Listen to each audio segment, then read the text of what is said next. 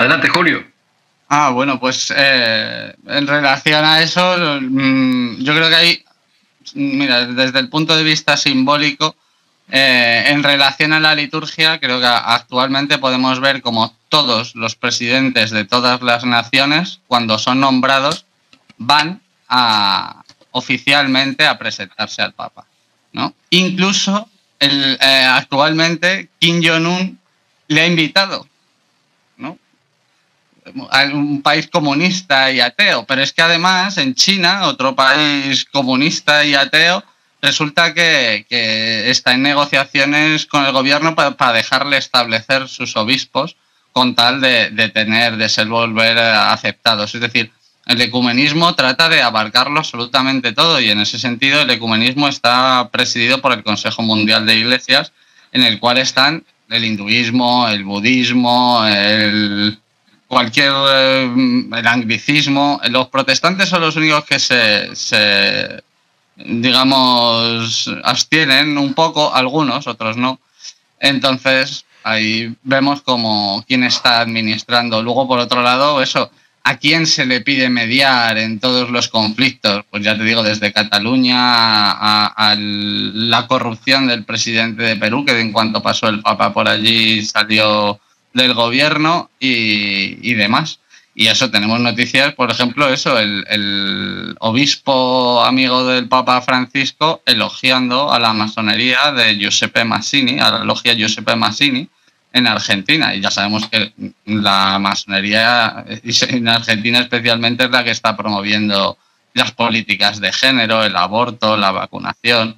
Y les elogia, pues no sé por qué, no sé cuál será, les alaba su labor social, no sé a qué se estará refiriendo concretamente.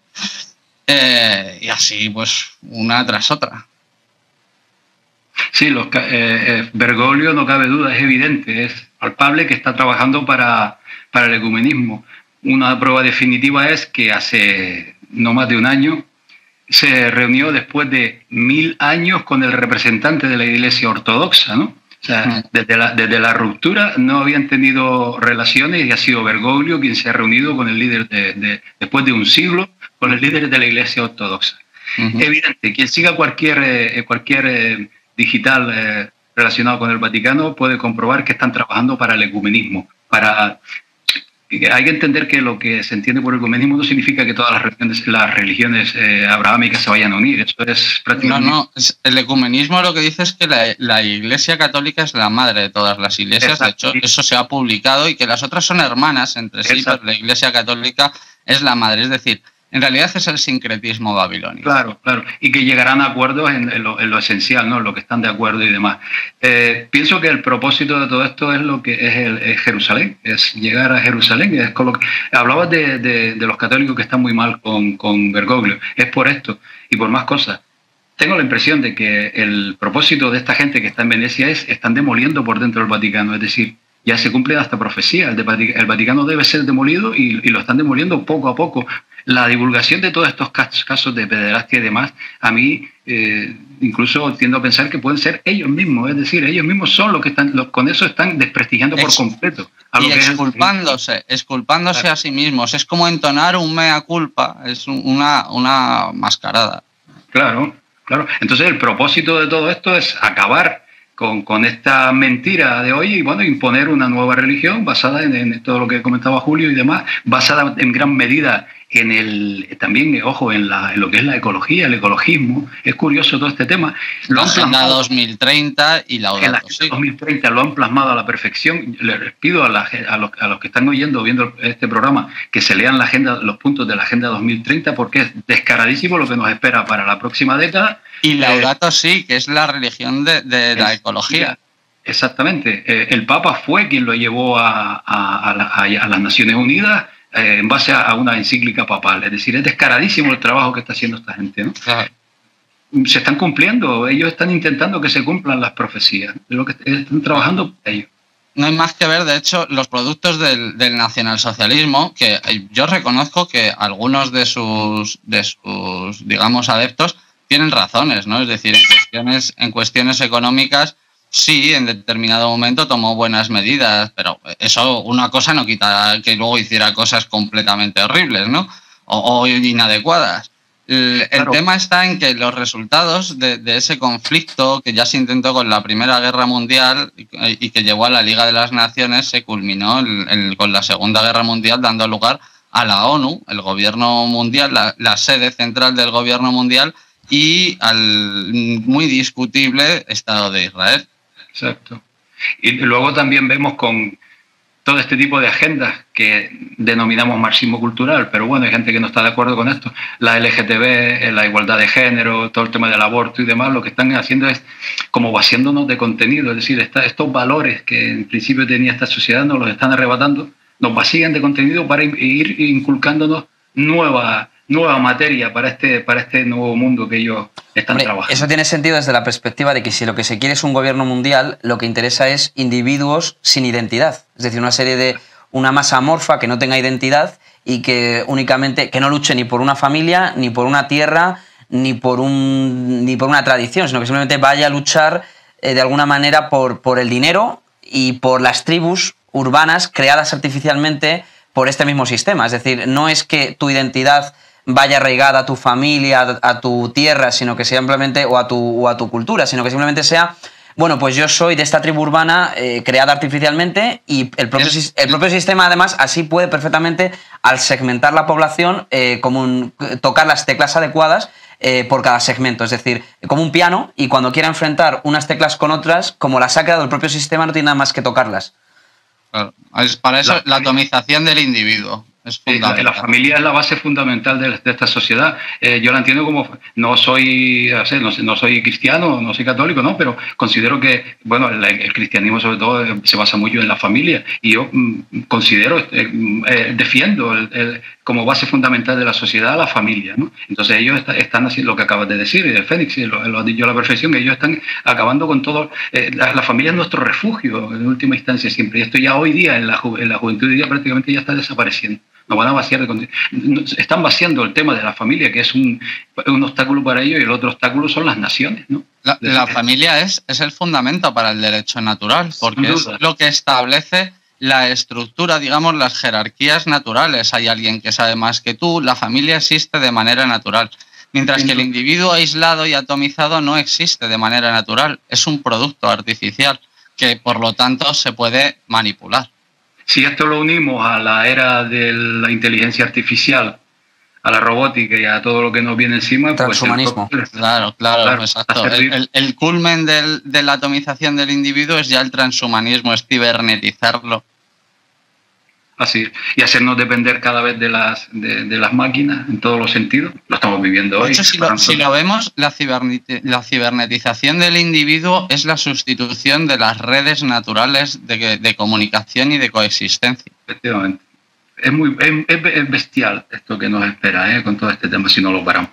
Pienso que lo que se conoce como ser humano, los valores del ser humano van a desaparecer. Nuestra esencia como humano va a desaparecer, nos convertiremos en otra cosa. ¿Y cuál va a ser la... Estamos en ello, sí, estamos. ¿Cuál va a ser la religión mundial? Porque yo veo algunas contradicciones cultural-religiosas bastante importantes en este sistema que están diseñando y construyendo. O sea, la arquitectura cultural y religiosa que están haciendo es contradictoria, porque por un lado fomentan una especie de dictadura científica biotecnológica, muy tecnificada, gobernada por unos burócratas y tecnócratas muy férreos, que eso solo se entendería desde una perspectiva atea, soviética, científica, materialista. Pero por otro lado, están fomentando el Islam. El Papa, creo que hace poco, habló bien del Islam y recibió a un alto cargo de musulmán, y dice que el Islam es la religión que en Europa tiene que acoger el Islam.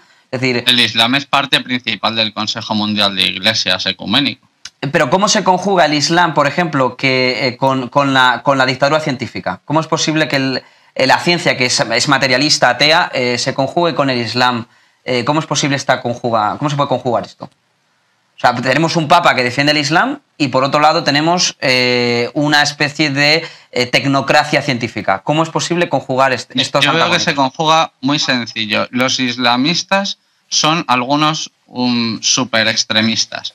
pero les encantan las Nike, los Mercedes y toda la tecnología. Es decir, son estupendos consumistas. Para la sociedad de mercado, que es lo que rige el nuevo orden mundial, básicamente es el mercado, pues esta gente solamente son un sector más del mercado, un grupo de consumidores más. Simplemente hay que conjugar. Voy a lanzar una locura, y permítame, de dos fuentes. Una es alguien que a mí no me inspira demasiada confianza, pero lo dijo. Alberto Rivera, el famoso ex jesuita, no sé si lo conoce, que fue jesuita en el orden. Vale. Alberto Rivera llegó a decir que el Islam fue creado por Roma. Eso por una parte. Yo no lo descarto. Y podríamos seguir hablando del tema. Y por otra parte, yo guardo información por ahí, durante un tiempo que estoy indagando en este tema, de que hay ciertos sujetos al frente del Islam que guardan ciertos documentos desde la época de Mahoma que demuestran que el Islam es un fraude. Entonces, ¿profundiza lo de fraude? ¿A qué te refieres? Sí, que es mentira. Que todo una religión organizada por intereses superiores. Que no existió tampoco, que no existió ni los fundadores, ¿te refieres? A ver, sí, Mahoma, por ejemplo, fue al principio era medio cristiano y se convirtió al Islam a raíz de estar con su primera mujer, que era casi 20 años mayor que él, una monja católica de una familia muy rica y pudiente, claro, muy rica y pudiente de Arabia.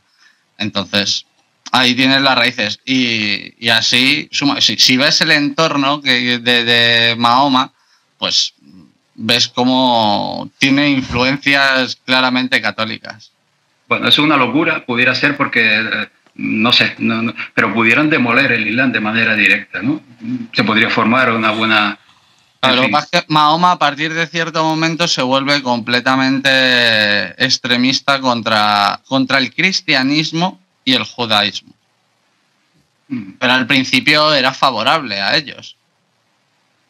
Además, esto debe ser, digamos, un proceso un tanto a largo tiempo, supongo, ¿no? No es fácil esta confluencia, como te hacías la pregunta, Fendi, no es nada fácil. ¿Cómo vas a convencer al mundo islámico de todo este tema así? A base del consumismo puede ser una buena medida, a base de desarrollar de otra manera con el tema de la inteligencia artificial, con el tema de la robótica, con este cambio social que estamos a las puertas de la industria 4.0, pudiera ser, y que vayan abandonando sus raíces religiosas, pues es posible. Es que se contradice porque, vamos a ver, la religión, sobre todo el Islam, sirve muy bien de control social precisamente para una población que no está tecnificada.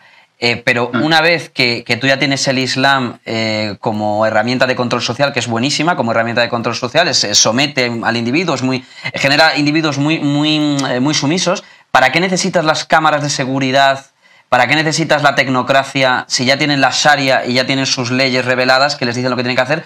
Para controlar a la población como élite de poder no necesitas tanta dictadura científica. La dictadura científica viene muy bien, la policía, las cámaras, la biotecnología, cuando tienes una sociedad atea o laica. Pero cuando es una sociedad fanática, ¿cómo? La cuestión está en que, volviendo a Pike y Mazzini, sus tres cartas lo dice. ¿No crees que son falsificaciones? Julio, ¿no crees que hay la otra vertiente que dice que son falsas? ¿Tú crees que son verdaderas, no? Pues si se cumplen, la primera está cumplida, la segunda está cumplida, y dice la tercera, que la tercera guerra mundial sería dada sobre todo contra el Islam, y que eso... Pero falsas en el sentido de que, no de que sean falsas, sino de que nunca se escribieron. Me da igual que lo que sean. Dicen lo que dicen, y lo que dice la primera sobre la Primera Guerra Mundial está cumplida. Lo que dice la segunda sobre la Segunda Guerra Mundial está cumplido. Y lo que dice la tercera sobre la Tercera Guerra Mundial está cumpliéndose. Es decir, una confrontación entre el Occidente y el Oriente, representado sobre todo por el Islam, la cual desembocaría en el nuevo orden mundial. Pues no sé, a mí me parece que si se las han inventado, lo han clavado. Y si lo han diseñado, lo han clavado. Julio, ¿y si se escribieron una vez ocurridas las dos guerras mundiales. Sí, pero esta tercera no. Antes que esta tercera no, y está ocurriendo también. Es decir, claro, pero es un bulo que se ha divulgado de una manera brutal, porque William W. Carr, que fue el que habló de estas cartas, él reconoció 2 años después de publicar ese famoso libro que se lo dijo un arzobispo de Centroamérica. Si indagas en el libro, tengo esas páginas. Si indagas en el libro del arzobispo de Hispanoamérica, te dice que se lo dijo otro y una historia que no recuerdo, mi mala memoria, pero un detalle. Lo de la Tercera Guerra Mundial se fue expandiendo cuando un periodista estadounidense, cuando la Guerra del Golfo, empezó a divulgar en su página, que todavía está colgada en Internet, que se iban a cumplir estas cartas y que la Tercera Guerra, empezó a escribir sobre la Tercera Guerra Mundial. Es decir, la Tercera Guerra Mundial se escribió en los años de la Guerra del Golfo. Espera, Julio, déjale acabar. Julio. Aunque esté diseñada ad hoc, pero aunque esté diseñada ad hoc, digamos, en cualquier caso se está cumpliendo, ¿no? Déjale acabar. Pero es que si se escribieron después de las 2 guerras mundiales, es fácil. Hombre, es mucho más fácil, obviamente, claro. Claro, ya había pasado. Es que ya había ocurrido. No es como tanto lo mismo, ¿vale? Pero lo de que los obispos y tal y demás eso se encubrieran me parece lógico, porque es una información que no es como para decir he sido yo. Entonces, puede ser que fuera un invento o puede que no lo sé en ese sentido. Si me dices que lo de la tercera viene por la parte del Golfo, hombre, me gustaría, si puedes, que me pases las fuentes. Sí. Hay un vídeo. Pero en cualquier caso, yo digo, es una conspiración, por así decir, sea cierta o falsa, que está cuadrando con la realidad. Sí. Un poco por ir ya y ya ir acabando más a la actualidad de estas élites de poder angloamericanas. Habíamos hablado antes de Carroll Quigley, Tayarian Hope, y creo que había sido Jorge el que había mencionado que había sido un jesuita que le había instruido, Constantin Awedick, ¿puede ser? A Carroll Quigley. Sí, ¿quién era Constantin? La historia, cuando lees la biografía de Carroll Quigley, te dice que cuando era un adolescente en una universidad jesuita, llamó la atención de los jesuitas porque era muy brillante. Y pues ellos lo que hicieron fue arroparlo, asesorarlo, tenerlo muy presente e impulsar lo que era su figura, ¿no? Educarlo de la mejor manera. A mí esto me dice que lo que es Carroll Quigley es un vocero para fomentar lo que es el antisemitismo.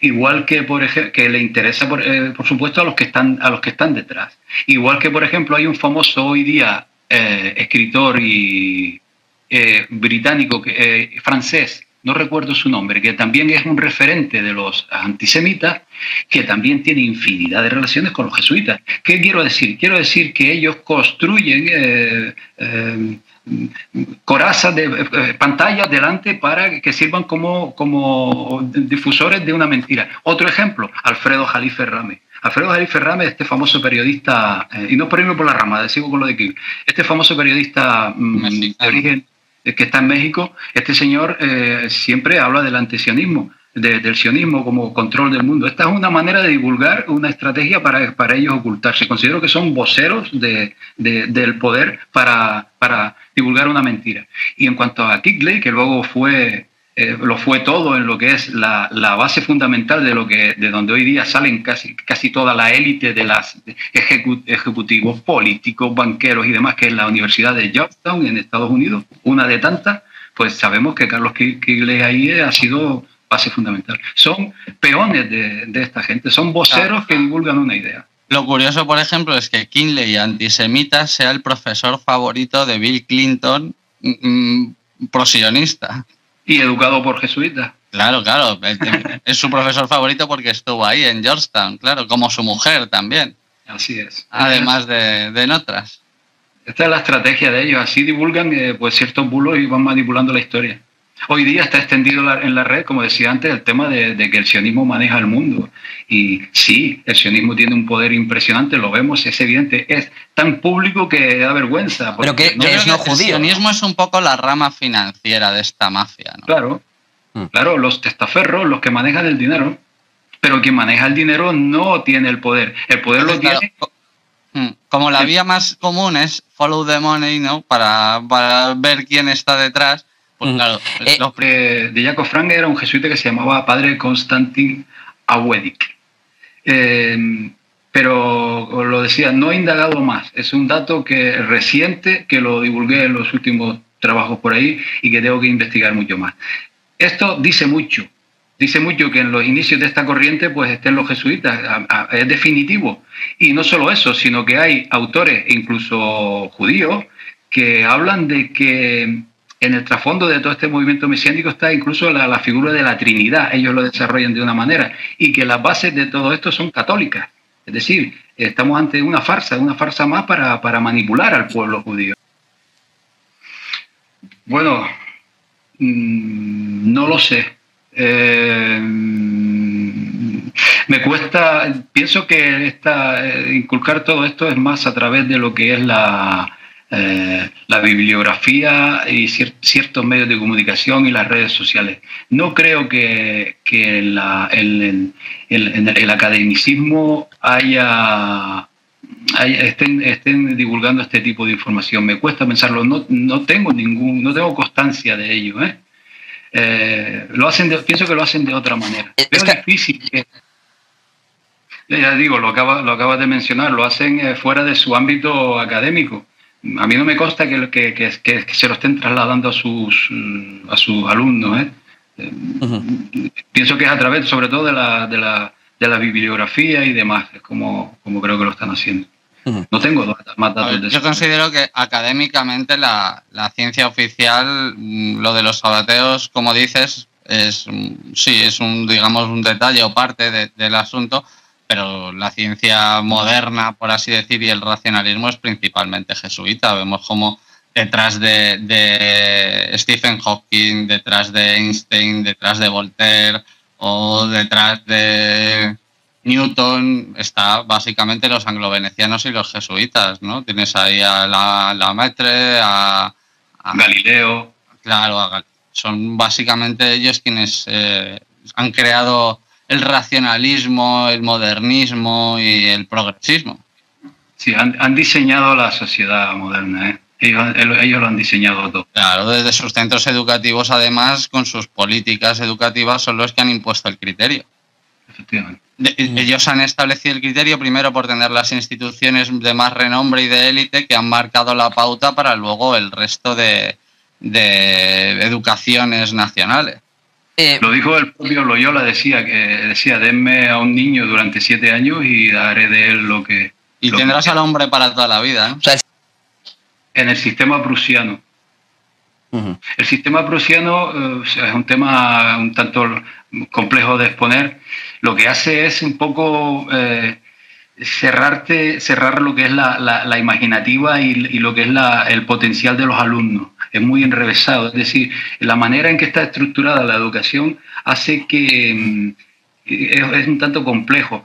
Difícil, es un modelo contrario a lo que es la inteligencia humana, vaya, por decirlo de alguna manera. En cambio, ellos en sus universidades de élite, y de ahí que siempre lleguen al poder gente de dinero, adinerada o gente con apellidos de potentes, ¿no? Pues eso sí, a través de lo que es la economía, pues pueden ir a sus universidades de élite, por ejemplo en España, o a centros como ESADE en Barcelona, que es el centro para el tema de la economía, son los mejores en economía. Luego está la Universidad de Deusto, la Universidad de Comillas, que es donde sale la práctica totalidad, sobre todo de Deusto, de políticos en España, de grandes banqueros, ¿no? Entonces,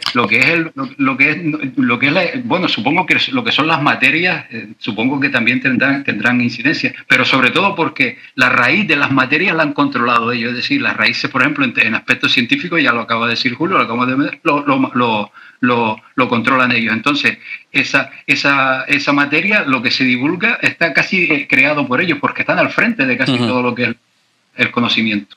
No, el Opus Dei, el propio Escrivá de Balaguer decía que basaba su creación en La Mónita Secreta, ¿no? Era su libro de cabecera. Y junto a Escrivá de Balaguer estuvo un jesuita, lo siento, no me acuerdo su nombre, con el que al final terminaron discrepando, pero durante muchos años al lado de Escrivá de Balaguer estuvo un jesuita. Pienso que el Opus Dei fue una herramienta para atraer a la parte más conservadora en España, ¿no? Y tanto más conservadora y más con mayor poder adquisitivo que la otra parte que iba encaminada luego a lo que es la teología de la liberación, que es más marxista, más, digamos, de la clase trabajadora, por decirlo de alguna manera. Y así ha sido.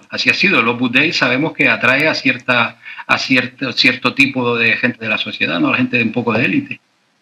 Tesis, antítesis, síntesis, es la Julio, decir un poco lo mismo que al principio. Pero comenta la noticia, te rogaría comentaros la noticia objetivamente de qué ocurrió. Pero comento anteriormente, digo, mi tesis es un poco la del principio. Si tanto la masonería como los jesuitas provienen de los templarios, pues claro, luego ahora a estas alturas, pues mira, puedo comentar la noticia, ponerla por aquí. A ver. Y la noticia textual dice que...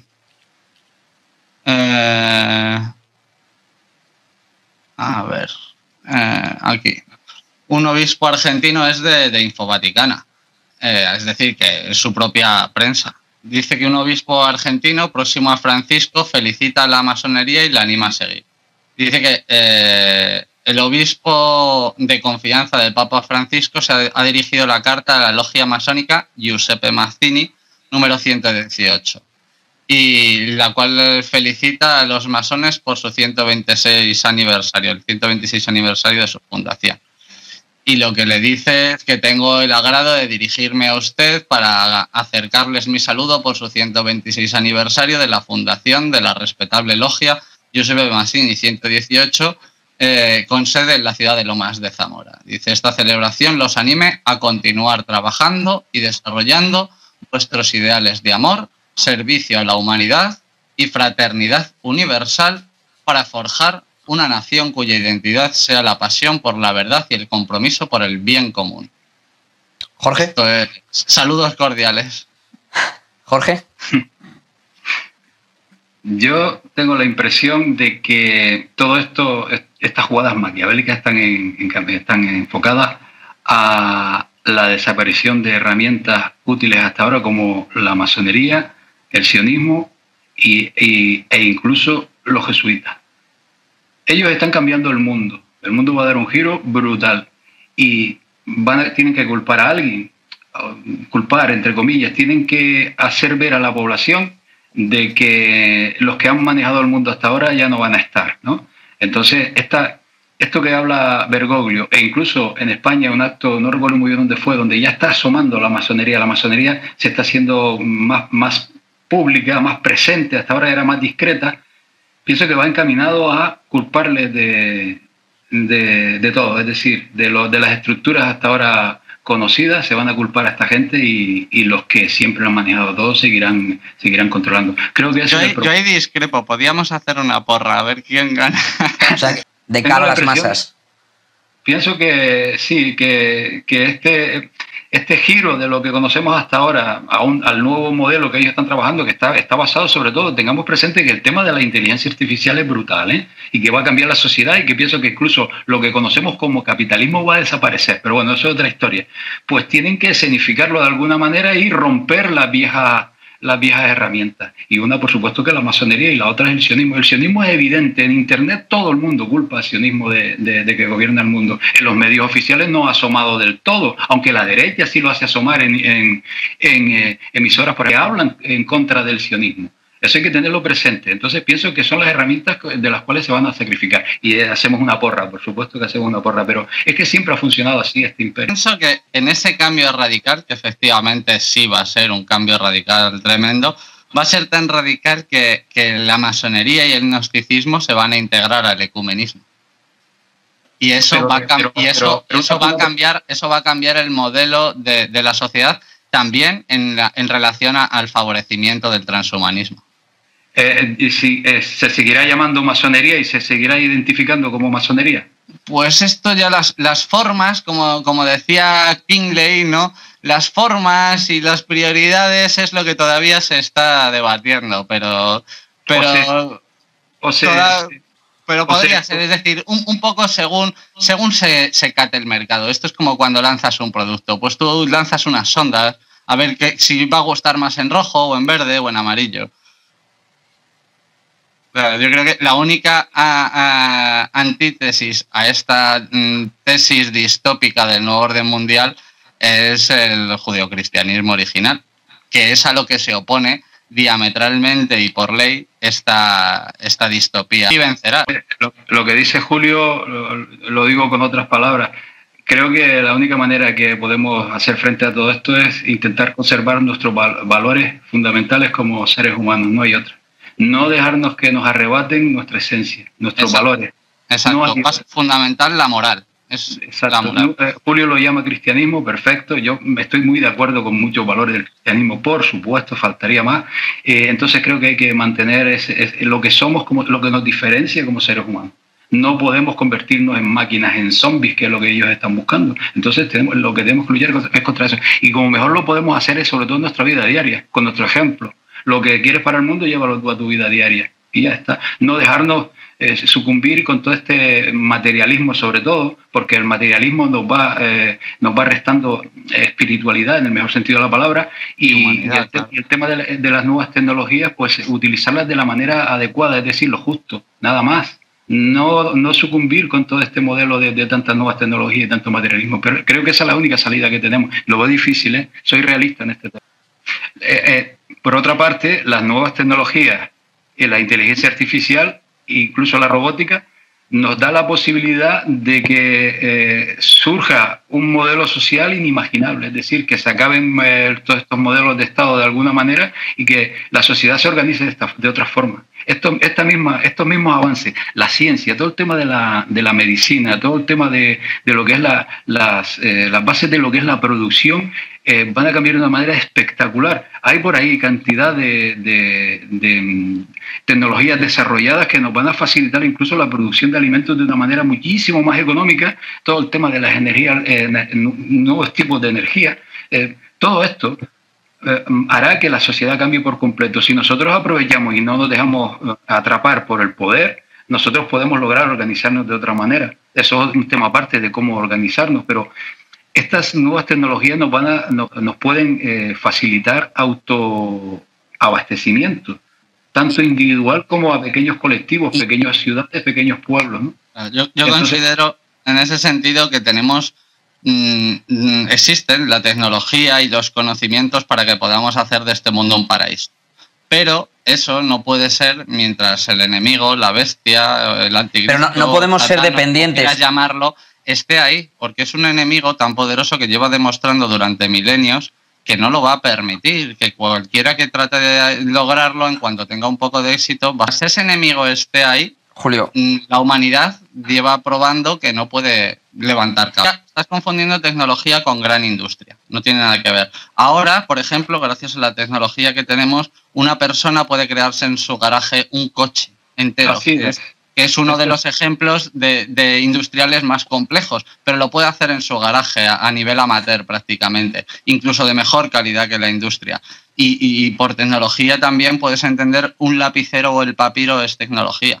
Es decir, el ser humano es un ser tecnológico, por así decir, porque es lógico, tiene razón. Entonces, en su razón, en su conciencia, es capaz de conectar la utilidad y la efectividad de los diversos métodos y técnicas que es capaz de desarrollar. Por eso decía que todo este avance nos vuelve más autosuficientes en todos los sentidos, ¿eh? Entonces, claro, esa es la posibilidad. El dilema es ser poseídos por la tecnología o controlar la tecnología. Exactamente, exacto. La idea sería no dejar que esta élite controle todo esto. Esta es la clave. Es decir, que o le damos la espalda. Pienso que enfrentarnos a ellos es difícil, más bien mejor es no utilizar sus herramientas. Pues tienes razón, primero tenemos que recuperar lo que somos para luego ir avanzando, tienes toda la razón del mundo. Tal vez si lo hacemos de una manera directa sucumbiremos a este tema. Por eso digo que soy realista, lo veo difícil, yo veo complicado que logremos esto. Si no saliera a la calle, es que en realidad la masa, la gran mayoría, no quiere nada de esto. La gran mayoría si quiere seguir consumiendo, quiere ir al centro comercial, quiere tener su televisor de 50 pulgadas, su gran coche y los fines de semana divertirse. Entonces, mientras toda esa masa de población no entienda que el fin último de un ser humano en este planeta no es ese, sino que hay otras maneras de vivir, pues no tenemos nada que hacer. Por eso soy realista, por eso lo veo difícil. Claro, somos muchos, pero estamos muy dispersos y desorganizados, y ellos son pocos, pero están muy concentrados y muy bien organizados y disponen de todos los medios, incluidos nosotros mismos. Sí, perfectamente, sí. Me interesa este tema también. Existe la idea de que un hombre es explotado por otro por placer. Es decir, si un empresario de toda clase, es decir, el hecho de tener que ir a una jornada laboral y demás no es porque otro, que es el empresario, pues esté satisfecho con esta situación, sino porque no le queda otra alternativa de explotar en ocasiones, en otras es justo. La explotación del hombre por el hombre, cuando esta inteligencia artificial y toda esta robótica avance, se va a acabar. Si la explotación del hombre por el hombre se acaba el capitalismo. Entonces la sociedad... No, porque como decía ayer Bill Gates, quieren poner impuestos a los robots. Claro, no, decía que se acaba el capitalismo porque ya no será necesaria la explotación del hombre por el hombre. Ya estamos viendo cada día más, hay canales en internet e información suficiente como para estar al día de todo esto, que ya hay grandes multinacionales que ya no necesitan ni un solo ser humano en sus plantas de producción. Por ejemplo, Mercedes-Benz. Y hay muchísimas más, ni un solo ser humano. Han creado robots incluso para solventar cualquier situación un tanto compleja. Ya no necesitan ni siquiera que estén presentes para vigilar. Bueno, yo he estado en la planta de Mahou, por ejemplo, y la planta de Mahou, que la más grande, una de las más grandes cerveceras de Europa, produce cerveza para más que España con solo 8 o 10 personas. El proceso va en aumento, y no lo digo yo, lo dicen los expertos que están divulgando por universidades y demás, los voceros del sistema, porque en realidad son voceros del sistema. Acabará el sistema que nosotros entendemos como capitalista. Cuando surja el otro sistema, y ya se me fue la idea, cuando surja el nuevo sistema, ahora mismo tal vez no tenemos ni capacidad para visualizarlo, ¿no? Pero se acabará esta explotación. Si se acaba esta explotación, la sociedad es completamente diferente. Habla una élite, por supuesto, lo que decía Pedro, y nosotros pues estaremos quizá todos a la misma altura. Y en este caso sí que por supuesto que veo posible que sea necesaria la reducción de población. Pero se me fue la idea, lo siento. Quería comentarla, pero se me fue. Si estáis viendo que están planteando hacer seres humanos criogénicos, es decir, que pueden fabricar esclavos para transhumanos para lo que quieran, que duren el tiempo que quieran. A ver, sí, pero Jorge. Una pregunta, pero ¿qué necesidad tienen ellos si tienen en sus manos la posibilidad de ellos vivir muy bien? ¿Qué necesidad tienen ellos de que el resto de la humanidad no tenga una vida digna? Que no les va a dejar vivir así, no hay para todos.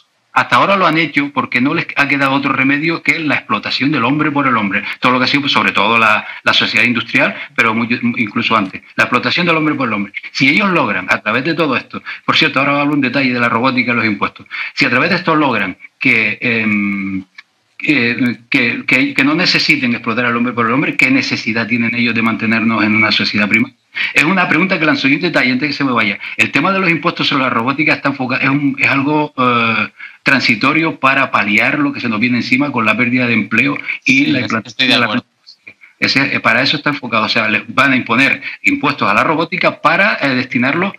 Será una de las fuentes a la renta básica, porque claro, una sociedad desocupada con el paso de los años, que ellos hablan de 1.000 millones de puestos de trabajo que se van a perder de aquí a 2030, lo dicen ellos mismos, esa sociedad desocupada no se puede soportar, no se puede sostener, tienen que hacer algo, ¿no? Entonces está trabajando el tema de la renta básica, ojo que es una gran trampa también, ¿no? Pero la idea fundamental de lo que quiero decir es la pregunta, ¿qué necesidad tienen ellos de mantenernos a nosotros en una situación precaria, teniendo toda la tecnología para que, digamos, nosotros nos dejen en paz y vivamos de una forma... Por darse el gusto de poder mirarnos por encima del hombro.